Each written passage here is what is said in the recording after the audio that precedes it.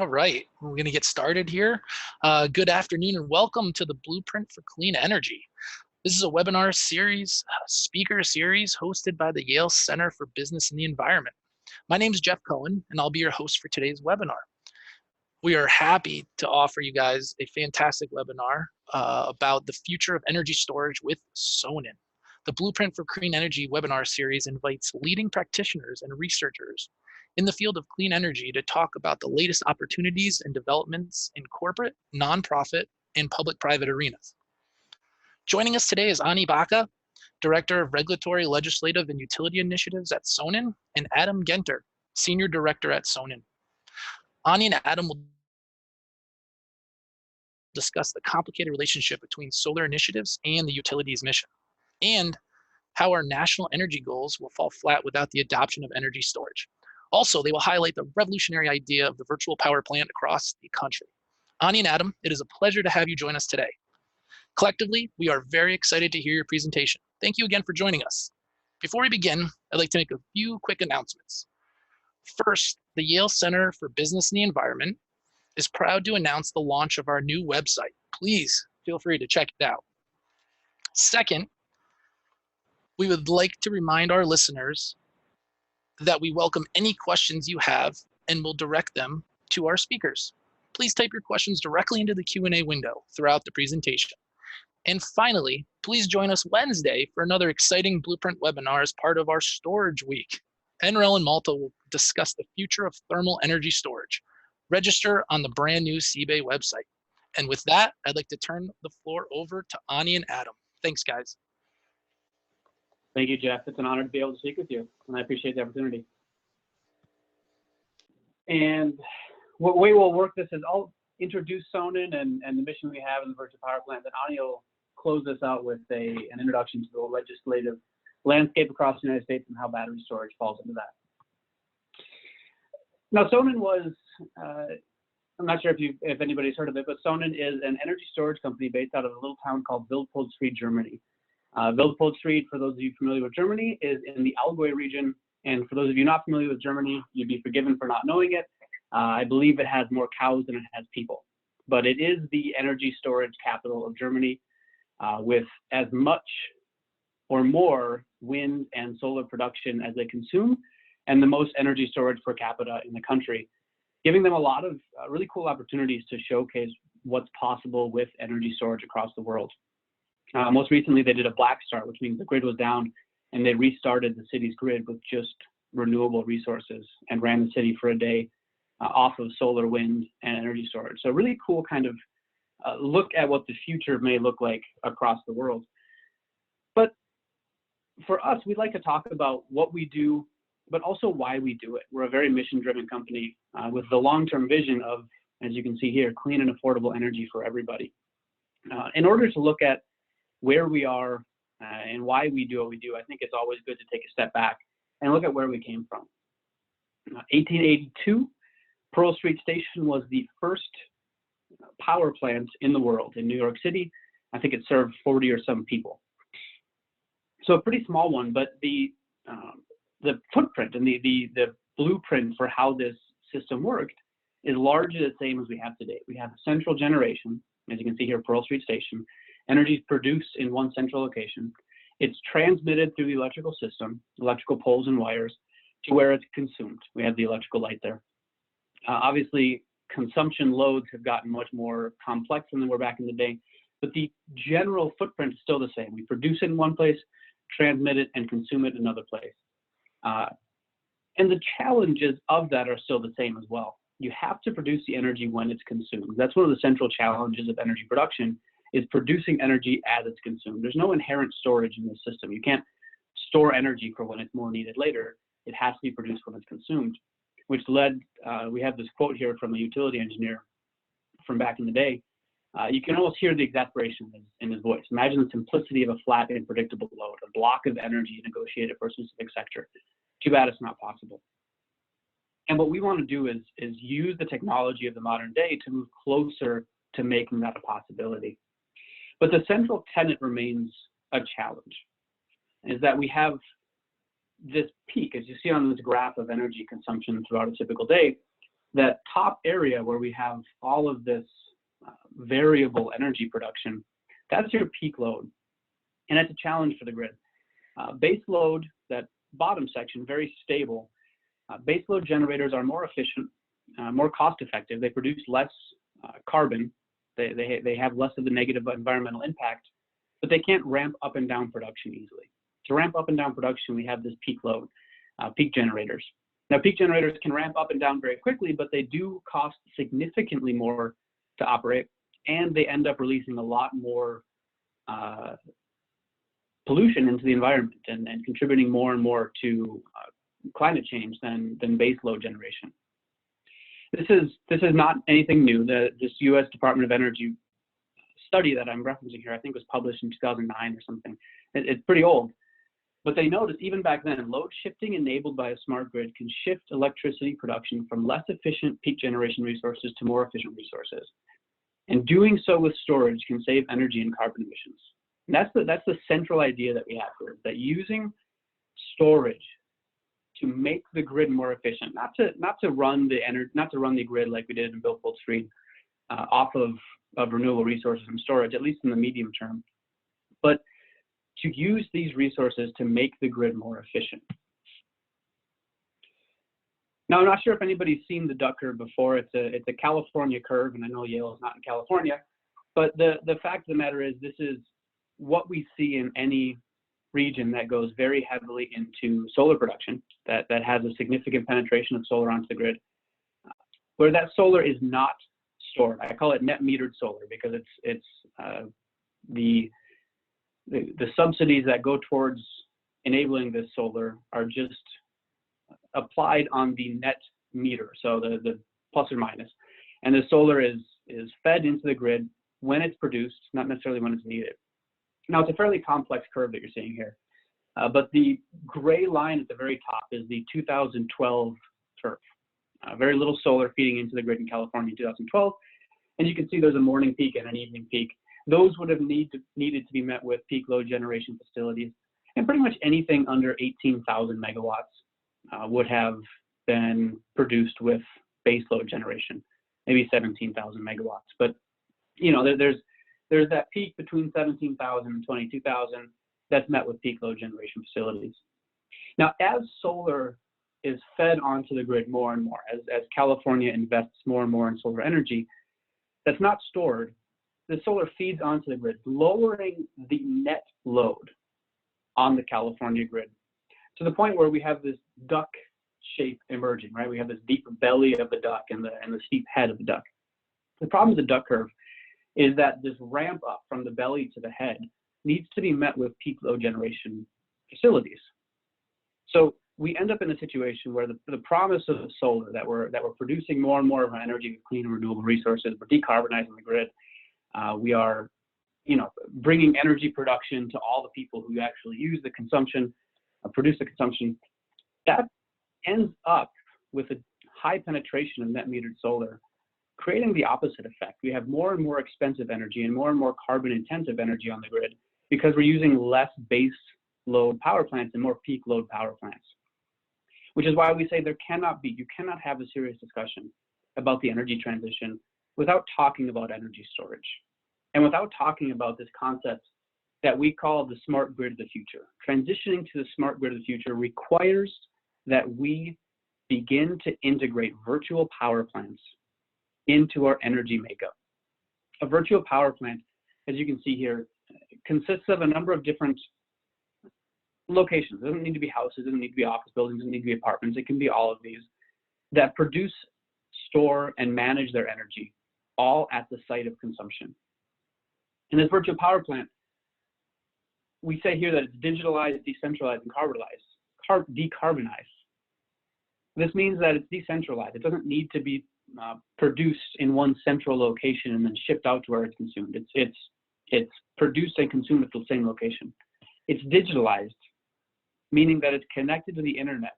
So every part of this smart grid of the future is communicating with every other part of the smart grid and is operating in a way that's most beneficial to the health of the grid, not just following the exact same method that we've set up for years and years.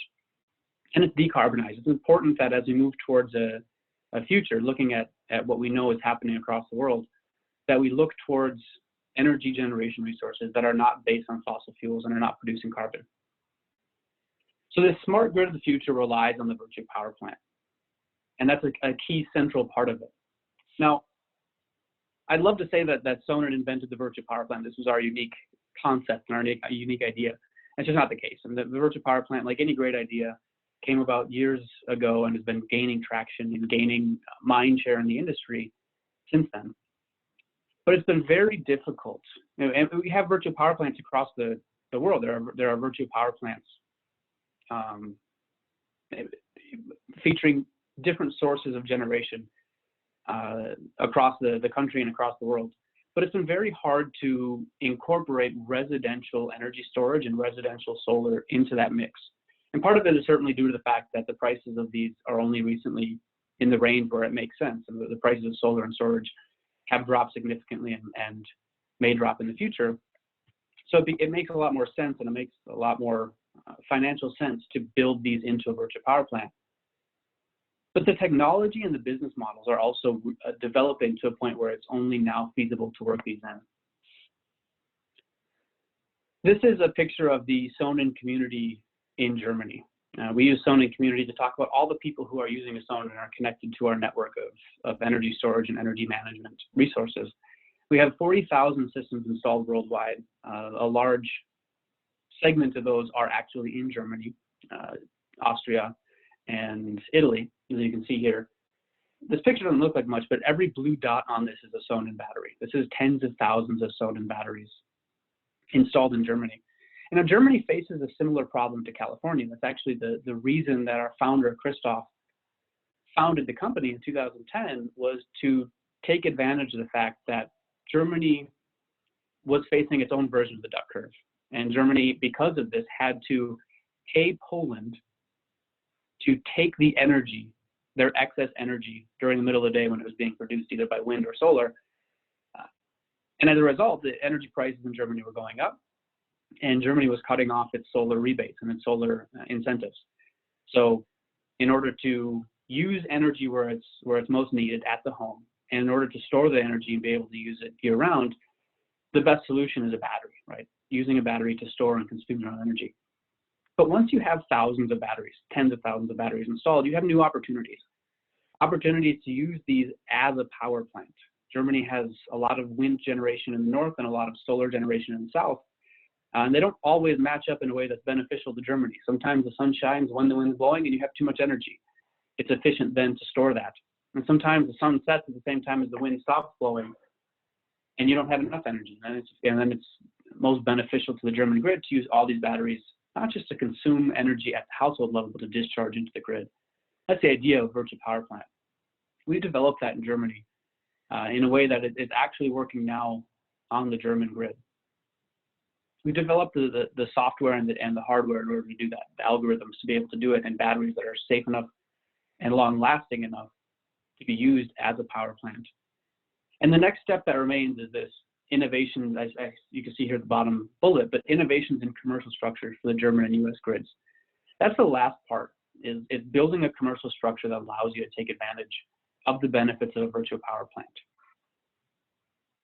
Now to look at this VPP idea, in our mind, what a virtual power plant is the network of Sonnen batteries working together to form a virtual power plant. It's virtual because it's not a big steel and concrete structure that's burning fossil fuels and turning big magnetic energy producers. It's a virtual power plant.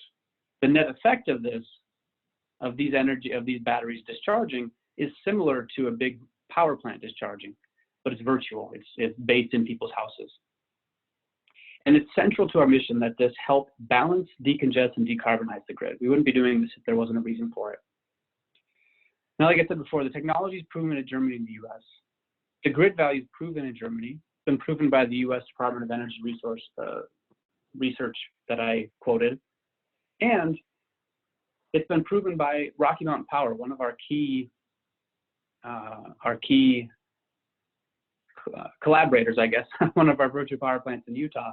Rocky Mountain Power has themselves testified that this is a real benefit to the grid. And like I said, the last step is building a business model, because when you look at a utility, you look at a power plant, you're seeing this big resource that's very expensive upfront and then makes back its money for the investors who own it over decades. And it's hard to be able to tell an end customer, we want you to buy this battery that's going to make back a return on 20, 25 years, when that person probably won't live in their house in 10. So building a business model that allows people to put this battery in their house, allows them to have a positive impact on the world, and allows them to do that in a way that's not just them donating money to the grid, is the challenge that we're facing. Now, the idea behind the solution we've created is that not all kilowatt hours are created equal. Some services are more valuable to the virtual power plants and also to the grid. Now, if you look at the utilities measure energy, not a number of facilities. Ani could back this up. She's been a utility lawyer for decades, or not decades, but for years. She could back this up, but they measure energy in the kilowatts and kilowatt hours of production, not in the number of facilities. No utility is going to look at the grid and say, well, I have one facility here, two facilities there. No, they're going to look at it and say, I have 4 megawatts here and 2 megawatts here. I have the capacity for 6 megawatts to be produced. So that's crucial, because a megawatt from 125 Sonnen batteries, when discharged onto the grid, is the same as a megawatt from a gas peaker plant. The utility sees no difference in that. If they all discharge a megawatt, it's a megawatt discharge, period. Now, batteries, because they're always connected to the grid, because they can discharge in a fraction of a second, and because they can both charge and discharge energy, not just one way, they're uniquely suited to certain services that gas and fossil fuel peaker plants are not suited for. We'll talk about that in a second, but what that means is we can use these batteries for very high value grid services. Of course, solar and energy storage is not the cheapest way to produce and manage energy right now on the market, but because it is uniquely suited to these high value services, there's business models there that allow us to use these virtual power plants that actually allow them to pay for themselves. Now, the map that you see here is a map of the open markets across the United States. HERC 841 is a ruling that says that you have to allow battery production facilities to feed and to bid onto open wholesale markets.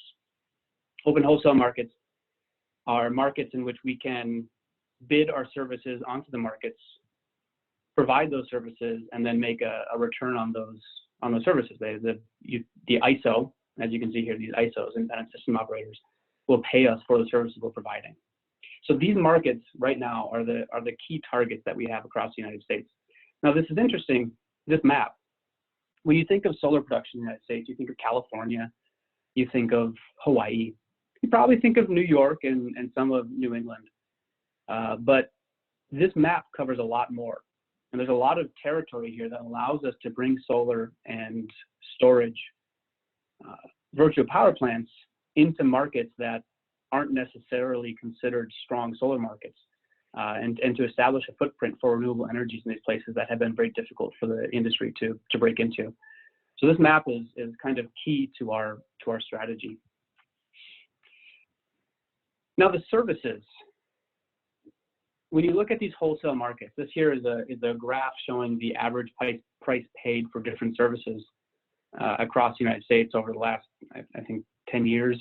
It's by the Canadian Royal Society of Chemistry, actually, but for some reason they published this study on energy storage values. And you can see that there are some very high value services,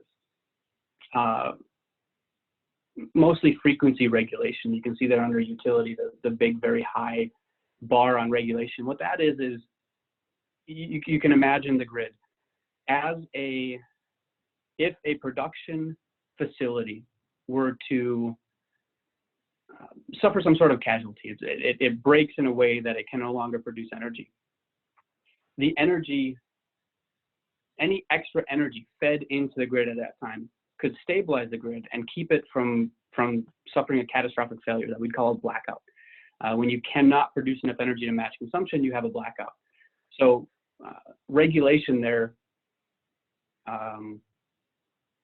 really covers both the idea of being able to decrease production. So you're hearing more and more of utilities installing special thermostats that allow them to turn down people's energy so they can keep the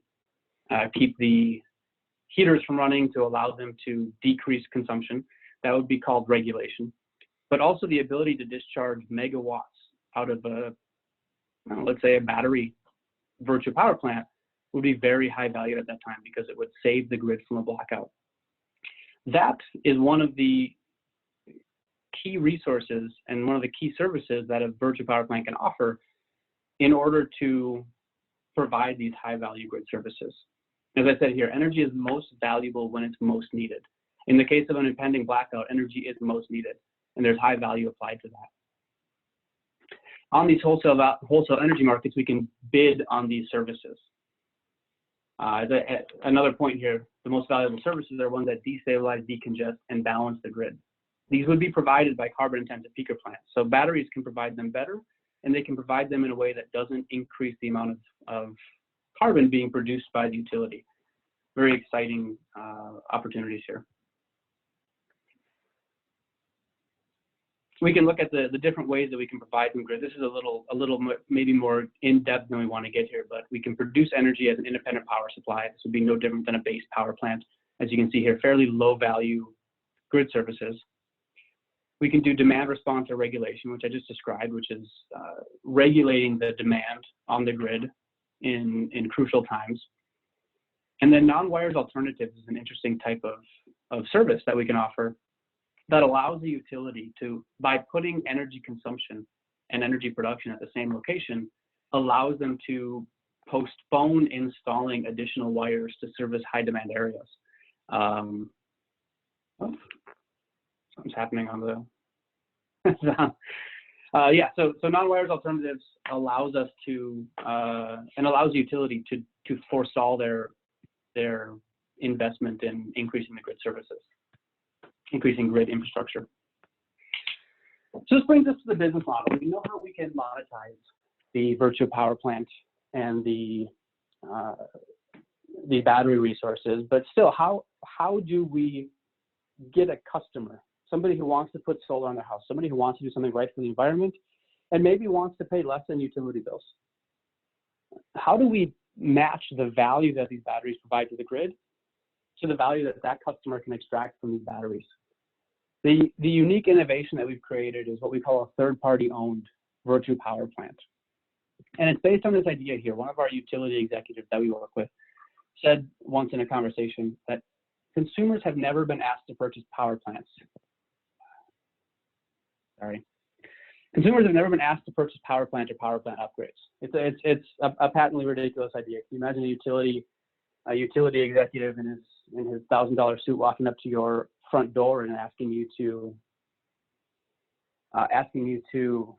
invest in a power plant? It's ridiculous, right? But somehow we've developed this solar industry around the exact same idea that that's what we're going to do. We have solar salespeople out in the field, walking around people's doors, knocking on them and asking them to invest in grid resources, in grid assets. And it's kind of a backwards idea. And that's the idea that it's very hard if this salesperson comes up to your door and says, we want you to invest in a grid asset that's going to do all these great things. I'm very interested. And then they say it's going to take 25 years to pay for itself and generate a positive return. That's very hard for me to swallow. The average American lives in their house somewhere between 7 and 11 years. A 25-year ROI is difficult for the average consumer to swallow. So the model we've developed is one in which we bring a third-party investor, somebody who wants to invest in power plants, but specifically in solar power plants, in renewable energy power plants, that some investor that has a mission to invest in bringing us to the future of the grid. We bring them the opportunity to invest in these virtual power plants. Now, this doesn't have to go on their site. That's the unique part, is that they're investing on batteries on someone else's site. The example that we have, I'll show you some pictures of it. It's a great location. Is Soleil Lofts. Is a virtual power plant, Sonnen Community that we're installing in Utah, Harriman, Utah. And we're beginning to develop this business model around Soleil Lofts and some of the future power plants we're developing in that area. We'll bring a third-party investor in. They'll buy the solar panels and the batteries. They'll pay for the installation, and they'll pay for the operation of the system over 20, 25 years. The site host, the person who lives there, the person who lives and interacts with the battery, gets the benefit of these batteries and the solar in their house. They get decreased utility bills because energy is being produced by solar.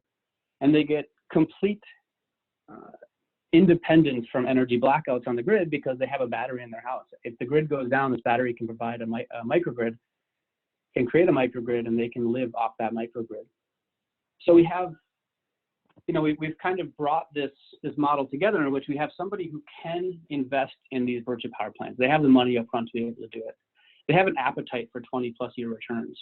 They have, this is crucial, the ability to negotiate with utilities and bring in,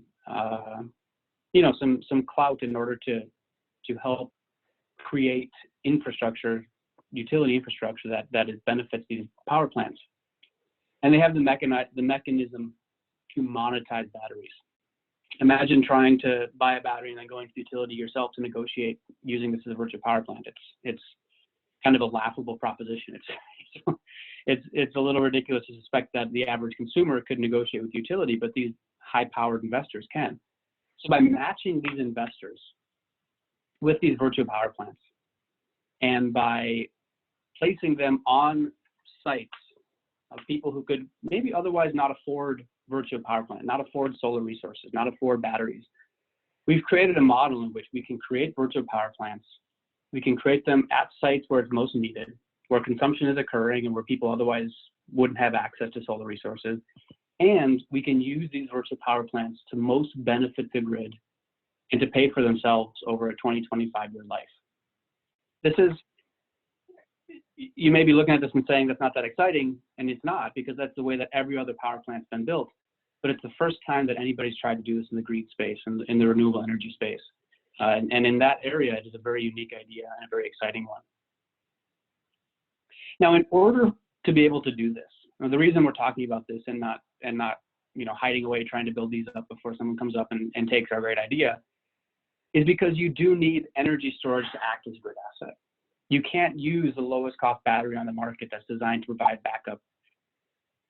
That's designed to provide backup in case of an outage, because that battery won't last for 20, 25 years being used every single day. You need a battery that's going to last for the length of this virtual power plant. Bill Camo, the managing director of customer innovations at Rocky Mountain Power, he's one of the senior executives at Rocky Mountain Power, said this: the future of the grid is utility management of batteries for the greater good of the system. That is the future. He looked at every battery on the market and came to the conclusion that only one of them meets the needs. Only one of them is able to provide a 20, 25-year life of the system, cycling every single day, able to provide software that allows the system to act as a grid resource, as a grid asset. Only one of them is safe enough to install in people's houses. The utilities are, I'm not sure if, again, this is the California example. We love California, we're solar people. But the California example of PG&E, they're being sued to oblivion because they didn't trim trees close enough to their lines, right? I mean, they have these utility lines they get hot when they're under stress and they were causing fires. That's a risk that the utility can't even take. So the utility is not going to invest in batteries that are not safe. You need the safest battery on the market too. And one that can guarantee 240 megawatt hours of throughput. So that is the idea behind the Sonnen battery is we've designed a battery specifically to act as a grid asset. Now, the last thing I'll talk about is residential batteries versus utility batteries. We had a brief discussion about this before the session began, but the question is, does Sonnen have utility batteries? Do we have, these giant batteries that are designed to just dump a bunch of energy into the grid, provide a huge grid service, but they don't really benefit anyone beyond the grid? And we don't. We don't because we believe that a battery has a lot of potential beyond this virtual power plant. The top, we call it a value stack. I like to think of it as this cake. The top of this value stack is a dynamic dispatchable capacity. It's that virtual power plant idea. But beyond that, in addition to that, you have this ability to do load shaping by cycling these batteries every single day. Load shaping is basically you just consuming all of your energy in your house, not exporting any energy to the grid, but also not consuming anything from the grid, basically going quote unquote off grid without going off grid. And then the most basic value of a battery that we have, in addition to consuming your own energy and participating in a virtual power plant, is backup energy. It is a crucial value of a battery. As we're seeing across the country, blackouts are becoming common. I spent a lot of time in Puerto Rico after Hurricane Maria installing solar powered microgrids. And I can tell you that the access to energy when the grid is down is crucially important, and is a mission that we have at Sonnen, is to provide that clean and reliable energy for all. Backup power is a part of that. So the reason that we use residential batteries to participate in a virtual power plant seems inefficient when you could just install a giant battery somewhere out in the fields. The reason we do that is because we want people to take advantage of every benefit the battery has to offer. And the last thing I'll talk about is the virtual power plants we have right now. So I talk about this as though it's kind of a future-looking, forward-thinking idea. This virtual power plant, we want to do this. We think it's great. We're innovating the business model. Fact is, we're already working on 4 virtual power plants across the United States. Mandalay Homes is in Arizona. Pearl Homes is in Florida. Evolutionary Homes is in Chicago. And Wasatch is in Utah. What you'll notice about all of these virtual power plants that we're working on is that none of them are in California, the big solar, quote unquote, solar state. This is an idea, this virtual power plant is an idea that works everywhere. Because the value these batteries can provide to the grid is so significant and so real, this idea works everywhere. And it allows us to build these virtual power plants wherever we have people who are willing to work with us and people who are willing to invest in looking at owning the future of the grid. So that's my part. We'll now go to Ani to talk about what it actually looks like out in the field on a legislative side. Ani, you ready? Thank you, Adam. Yeah, I am. So do you want to make, yeah, thanks. I'll ask you to just switch. Hi, everyone. You've been listening to my dear colleague, Adam. He shares a educational background with many of you on the call. He is also an MBA, came to Sonnen from the world of solar, ran our service and application design department, which really means he used to look at every project and how the batteries were installed and also how they would operate. And then Adam moved on into the great development structure of Sonnen to become a senior director of our revenue division. And he leads a lot of our entire sales team. So I very much enjoy working alongside Adam, and he's also an engineer, which is really, really great, unless I misrepresented your background, Adam. You'll correct me at some point. And physics, great, even more intimidating. I am an attorney. I joined Sonnen from the beautiful world of renewable energy, where I practiced in a private firm setting for a national firm, Stoll Reeves, and then I moved on to Excel Energy, where I was assistant general counsel, and thereafter I too moved up the corporate ladder of Excel into areas where I did lobbying and government affairs. I got into battery storage by being part of a very select group of professionals within Excel, looking at the entire footprint in our jurisdiction. Excel is one of the largest vertically integrated utilities in the country. So we started to look at battery storage, and that's when Sonnen came into my purview a few years back.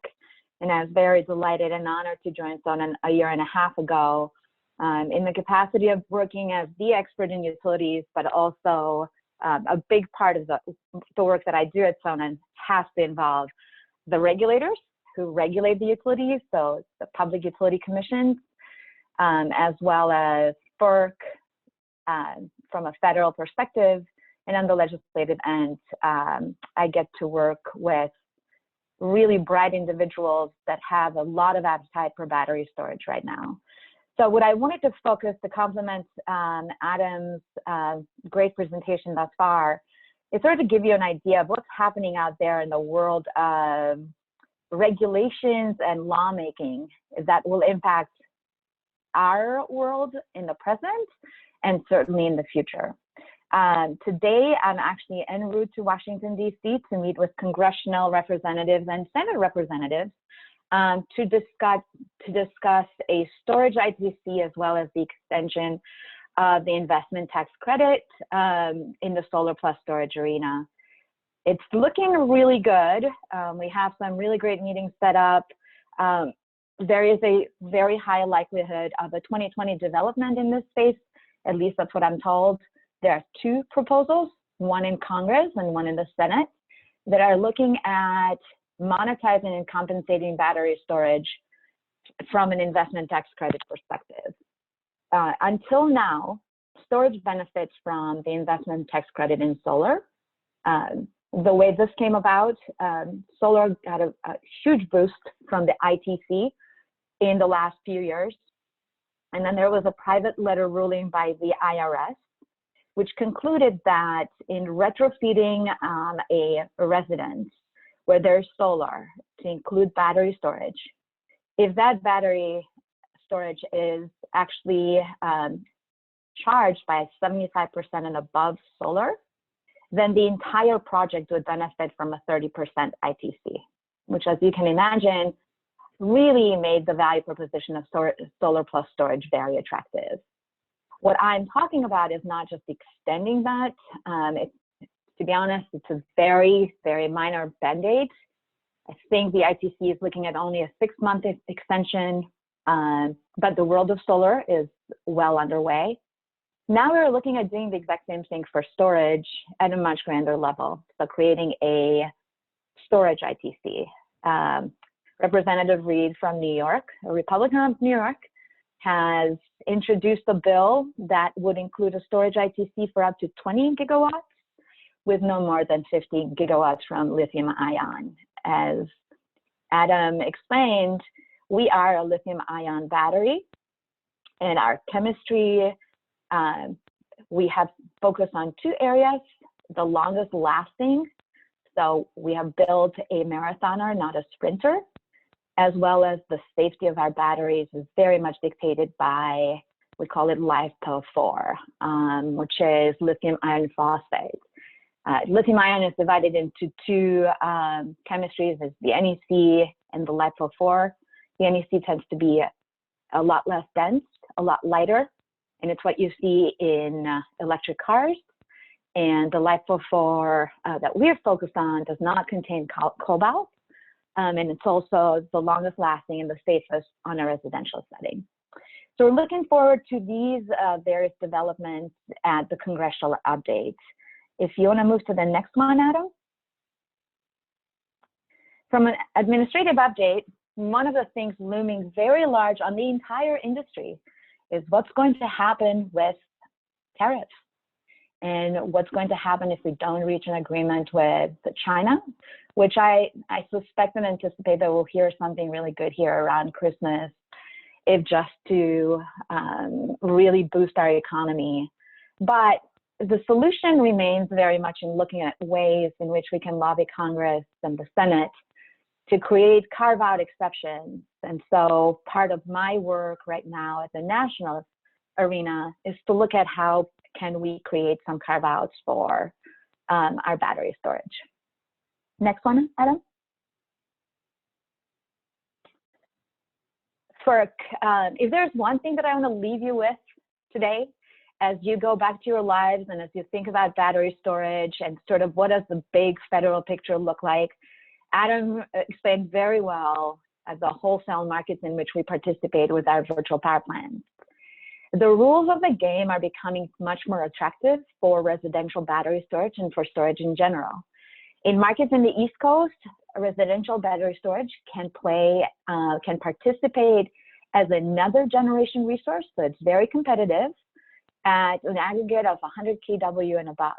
In CAISO, that threshold has generally been 500 kW and above. You have to imagine that for residential battery storage, when you're looking at a 10 kW battery, then you can foreseeably have a power plant of 10, 20 houses or more, and they are capable of extracting value not only from their agreement with a local utility or special tariffs due to time of use and economic arbitrage, meaning using the batteries to shift the expense and lower bills.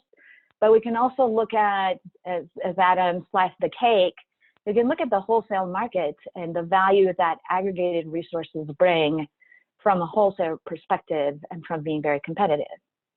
The game changer was Rule 841. 841 established battery storage, inclusive of residential battery storage, as a wholesale market player. There's a great question about ERCOT, and I'll tackle this at the end of the presentation. But right now, what's happening is Rule 841 established a general rule. Now, every market is going through its own implementation procedures. There are a lot of dockets and proceedings open. Just recently, FERC came out with a overall approval of the PJM as well as the SPP, the Southern Power Pool wholesale markets, in which they pretty much agreed as to the treatment of battery storage, but they're looking for more on the specificity and the implementation. So these are very, very exciting and very busy times for me and my team, and for Sonnen in general. We started out, as Adam mentioned, as one battery coupled with one solar system in a small village in Bavaria. And 10 years later, in this April, we will celebrate 10 years of being in existence. We're looking at Sonnen not just being a hardware provider, but also being a software provider through our virtual power plant software, the ability to aggregate all of these resources to provide value, as well as being market players and having our seat at the table, both at a national as well as a federal level. On the national landscape, Adam, if you could move to the next one. So state and regulatory legislative highlights that I would love to highlight for you. The states that we are very much focused on, and particularly right now it's taking quite a bit of my time, are Nevada, Minnesota. Minnesota has an avoided cost-benefit study that just came out with some findings that are not binding, and so the work continues. Massachusetts is leading the way in the implementation of solar plus storage with their Clean Peak standards. And we have been very involved in having a voice as well as an influence on the outcome of the Clean Peak standard. Massachusetts has the beauty of actually establishing that the capacity of that stored power rests with the residential customer. And you can imagine that when you own the capacity of your own battery, then you have the ability to actually negotiate for a better outcome in the market, particularly in states that mandate that retail utilities must buy that capacity at a certain dollar per kilowatt hour. And Massachusetts happens to do so both at the battery level, but also at the state level through the SMART program. New York is leading the way with the most aggressive battery storage mandate in the country. And now we're looking at resource adequacy requirements and the various ways in which residential battery storage can participate.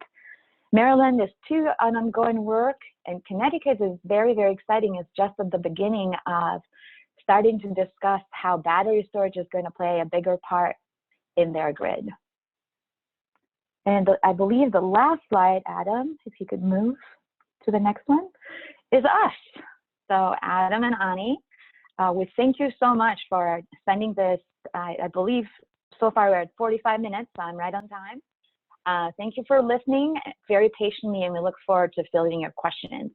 And if you don't mind, Adam and Jeff, maybe you want to kick it off, but I do have a question lined up. It was Jason's question on, or James's question on ERCOT.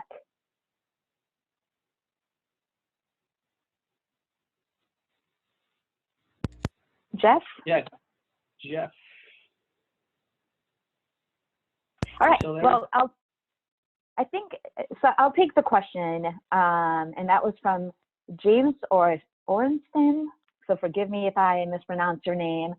And the question is, how do you propose to implement the VPP business model in the Texas ERCOT, which is a deregulated market where retail electric providers are separated from generation utilities and transmission, and the municipal utilities and co-ops, which are vertically integrated but monopoly providers?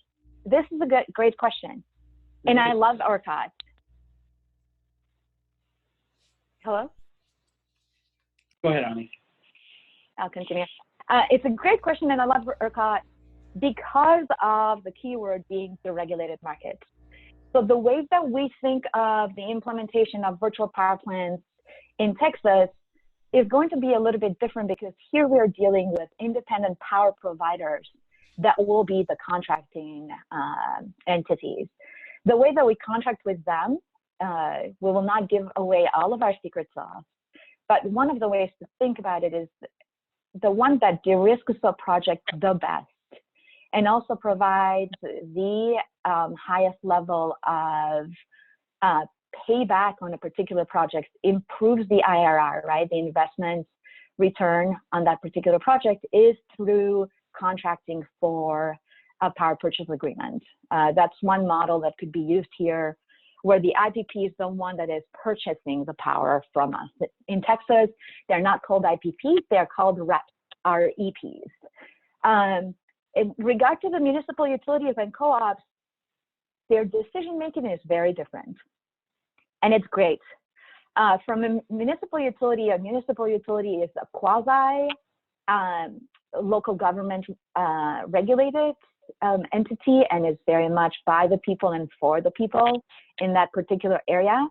From a co-op perspective, a co-op comprises very much of members who are individuals like us. We are the ones that dictate at the annual meetings what the co-op should do in regards to energy acquisition. So Texas has been very much one of those states where independence is a fundamental value shared among customers. And solar is starting to play a much bigger part, not necessarily because it's required, it's because it's become a lot more cost competitive. There's a lot of solar, and again, pairing it with storage makes it a lot more of an independent resource for customers. I love this question. We are increasing our footprint in Texas all the more. And part of it is because the variables here, the reps, are easier and a lot more streamlined to deal with than in the regulated markets, where we have to go through a utility partnership, community partnerships, and then should we succeed there, then we have to seek regulatory approval. And should we succeed there, then we have to seek ways to also monetize and split the battery capacity between retail and wholesale markets. And my recommendation would be, if you're not speaking, you should mute yourselves, because I think I'm hearing some background noise. Oh, so I hope that answers your questions, James. Yeah, thank you so much, Ani. I really appreciate it for jumping in there and answering that question. That was right on the top of the list, and we've been actually getting a ton of questions coming in, so I'm going to do my best to kind of roll through them before getting everybody out of here. But one of the interesting questions that came through, where do you see the role of seasonal or long-term storage coexisting with battery storage to handle areas and situations where seasonal wind and solar generation is less than demand?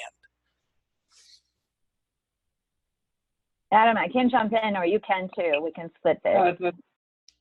That's a really interesting question. So, I mean, kind of kind of different purposes. I mean, I think they can coexist. I think they don't even necessarily, in the short term, have to play in the same market. I mean, there is value to battery storage playing on the, I called it earlier the wholesale production market, but the independent power producer market being just a producer of energy on the wholesale rate. But I think the greatest value for energy storage on the battery side is to go after very high value services to the grid, whereas seasonal storage, taking sun from the California summer and moving into the winter is, I think, more an independent power producer play. And we don't see, I personally in the market don't see a lot of that developing. What seems to happen most is in places where we have a lot of excess production. Again, I just love the California example. They've established the Western imbalance market to deal with that. So instead of storing that seasonal energy, California just shifts it off to Utah, Arizona, Oregon, Washington, all these different states that surround California. They shift off all their excess production into those areas in the middle of the day, as opposed to storing it. So I don't see a lot of seasonal storage developing right now. Ani, you're looking more at the national level. Maybe you'll have a better look at this, but I'm thinking that's probably more of a wholesale market play and one that's going to be overshadowed by developments of imbalanced markets like we have in California. Jerry, I think that's a great question, and so my short answer is that those are both complementary resources. The way that I see the future is lithium-ion residential battery storage is here to stay, and it's going to be in the home, and it's going to be from the feeder to the home level, right? The long-term battery storage, there is a long-term battery storage company that was founded by actually the Tesla founder of the Powerwall. These guys are working on a long-term battery storage solution, and they're looking at a multi-million-dollar investment, right? To get there, to get to the answer, it's probably going to take them another $100 million in capital raise. But then they're looking at $1 trillion opportunity in the market. So from my perspective, battery storage is going to be the backbone of the grid. And it's going to be, we talk about the supply and the demand side, right? On the supply side, it's going to play long-term battery storage is going to play a much more increasing role. On the demand side, residential battery storage is always going to be part of the solution. So they are going to be complementary to the market. Oh, excellent. I really appreciate you guys answering that question. It's fascinating. And we got a bunch of other questions coming in. I'm trying to highlight a few of them before we're out of time. One of the ones that I'm very curious about, Adam spoke in great detail about the VPP investment opportunity. These third parties that finance the battery VPP, what do these investors look like? Where are they coming from? How are you guys reaching out to them? Have you seen a lot of benefits associated with the investors coming on board as far as tax benefits that they might receive or long-term benefits that they're getting outside of just the opportunity with the VPP? Yeah, so the investors, it's kind of we have investors from all different arenas. We have impact investors, we have your more traditional, Wall Street investors. So it's across the board in terms of who we're working with on this. Tax credits are a significant portion of the monetization mechanism we're using. It's a significant portion of the IRR that they expect to get on this, especially for a lot of these, the ability to take all of the I just blanked on the word, but to take all of their depreciation in the first year of installation of these systems. That's a big part of it. So tax credits are a big part of their monetization, as well as ITC is obviously huge as well. And then, monetization comes in many forms, all the way from,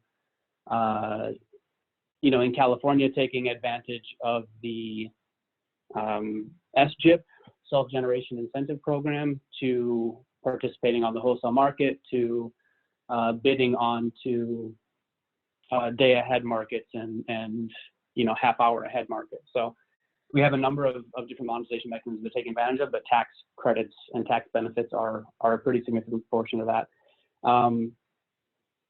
Yeah, so like I said, we're working with all sorts of different investors.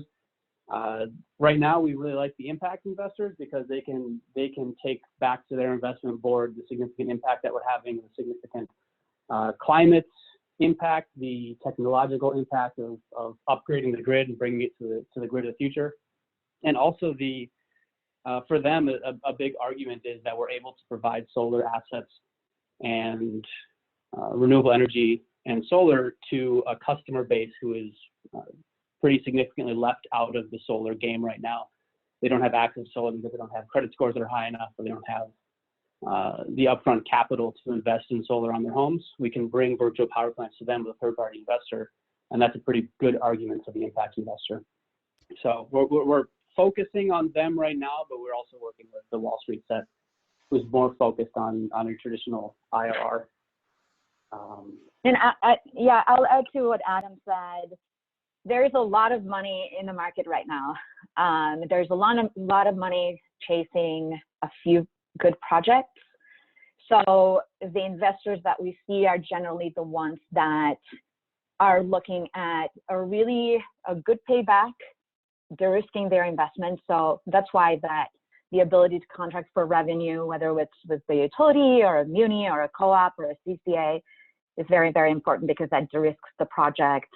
The ITC has been really great for a lot of these investments, and right now the biggest movement is to safe harbor, which means put 5% of these projects and these funds aside for projects that can be built and operational in 2020. So that's the big rush in the market. Our investors tend to be much like our customers, the early adopters in this space. There's been a lot of talk in the market for quite a few years about actually investing in virtual power plants, but now it's becoming a real reality, and that's what Sonnen builds. So it's our ability to not just have the best battery as a backbone of the virtual power plant, but also to be able to aggregate these in the hundreds and thousands of batteries. That always improves the economics of the project. Oh, well, thank you so much, Ani. Adam, I got time for one last question real quick. I know not too long ago, Sonnen was purchased by Shell and their new energy arm specifically. How has that changed the company from your end? How has it impacted it? Has it led to a different strategy or just deeper pockets? I mean, what are your thoughts real quick? Yeah, so we're right now operating as a quote unquote non-integrated company in Shell. So they haven't interacted. I mean, they basically were the first energy storage company that they purchased. They've been playing in the renewable energy space for a while. The Shell New Energies have, but we're the first battery storage company. So certainly deeper pockets, a little bit more of a runway, but they've really given us a little leeway to build these projects out on our own. And I think the intention is for them to learn from how these go, learn from us, see what develops in the market, and then invest pretty heavily in some of the new business models we're developing. All right, excellent, guys. I think we're out of time today. That concludes today's webinar with Sonnen on the future of battery storage. Ani and Adam, I want to thank you guys a lot. Really appreciate you guys joining us today. The presentation was fantastic. We also want to thank the entire audience for all the questions. I know we didn't get to all of them. Hopefully I can spend some time answering some questions after and getting some answers out there. To view this recording or any future recordings, please visit the events tab on the Yale Center for Business and the Environment website, or access the recording through CBA's YouTube page. Thanks again, everybody, for joining. And until next time, that is all. Thank you. Thank you, Jess. Thank you, everyone. All right, take care.